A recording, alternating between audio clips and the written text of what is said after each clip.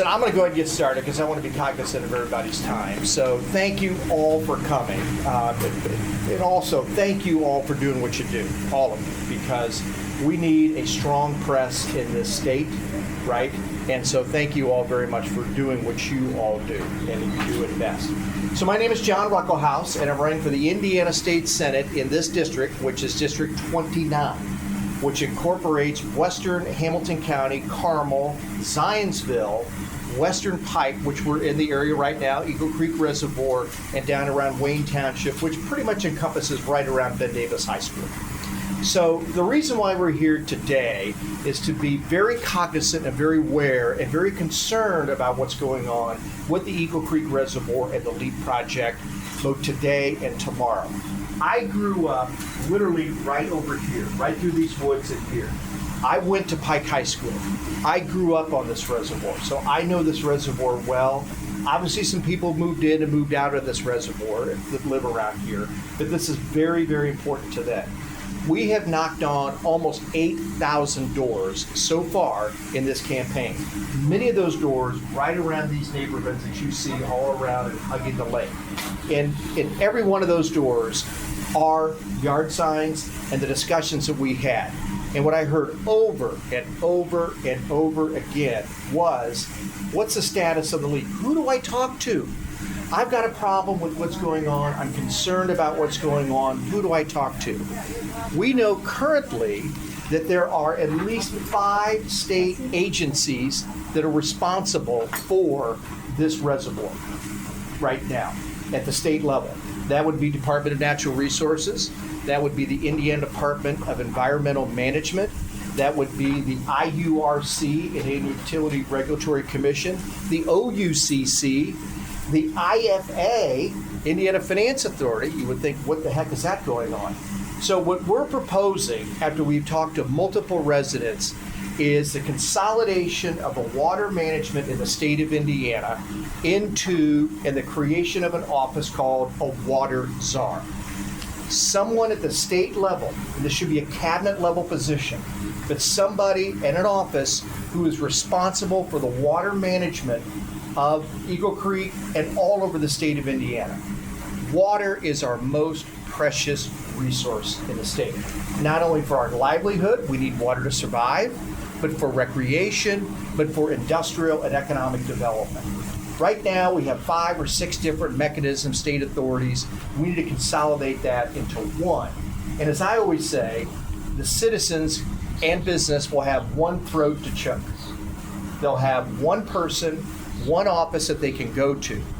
The vision of this is for this office, again, to manage all the water resources around the state of Indiana and all the economic development. So any promises made, for example, here at Eagle Creek and in relation to LEAP, somebody to watch over that, one throat to choke, one source of transparency, and one person to make sure that promises made are promises kept.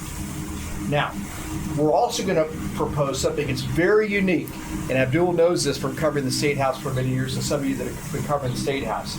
We hear all the time when we've been knocking on doors and talking to constituents, hey, I'm tired of politics. Yeah, if the governor appoints it, it could be political.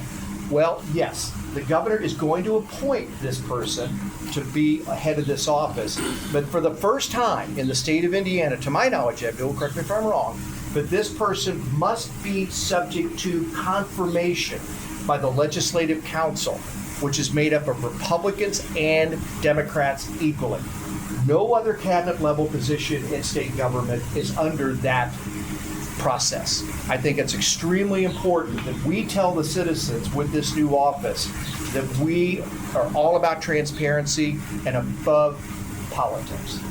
So with that, I'll just stop and grab any questions. Thank you. John, on the issue of water management and sort of water supervision, in addition to places like Eagle Creek and Geist Reservoir, would this also account for aquifers, which is also another major source of water here in Indiana for places that are more landlocked? Absolutely. Abdul, thank you. Great question. Anything that has to do with water in the state of Indiana, this is going to be under that auspices. It's also, I didn't mention this is also going to be under the umbrella, if you will, the Indiana Utility Regulatory Commission, if you will. But again, anything that has to do with water in the state of Indiana, this office will be responsible for that. And the follow-up, how would that impact all the data centers and water management, and because that whole debate discussion that's going on right now? Absolutely. So the data centers need to be a local decision, right? And this office will be very front and center about transparency, number one, to make sure that all parties are transparent, the citizens know exactly what's going on, any proposals, any agreements, et cetera. And back to my original point, any promises made, this office will make sure the promises are kept. And that's what I really worry about, Abdul, with the data centers. There's a lot of data centers that are already ongoing now, and commitments are being constructed right now, and all the promises, who's watching over that? Who's making sure that those promises made are promises kept? And protect the citizens. What do you envision as like a good long-term strategy for water management in the state? So number one, great question. So number one, I think it's going to be inventory. What do we have? What are the bodies of water? And not only the bodies of water, but the underground bodies. I don't know if people know this, but Indianapolis has an incredible river, Pogues Run, that runs underneath the city. It's an amazing river with a lot of water, et cetera. So I think number one will be inventory. Number two, again, and this is going to be good for business, because then business can say, okay, this could have maybe avoided some of the issues with leak, right? Had they known where the water is from an inventory perspective around the state of Indiana, it may or may not have gone there, correct? So inventory about water, where water is, both on the surface and below ground, et cetera, and management, as well as steering economic development. But most importantly, citizens have got to have a one source where they can go to. It's very opaque, it's on a website, and they can remonstrate and know what's going on. If they have complaints, a place to go. I know Eagle Creek is unique in the sense that also citizens uses it for cooling the whole 9 yards. So what role will the utility companies have in this kind of water management, since water is technically a utility? Technically it's a utility, but again, any promises made, any technicalities, this office will be part of that management structure to watch over. So it's a monitoring situation. What sort of qualifications do you envision for a water czar? Who fits the bill here? Apart from somebody who can swim. Strike that, as you would say. Lawyers would say.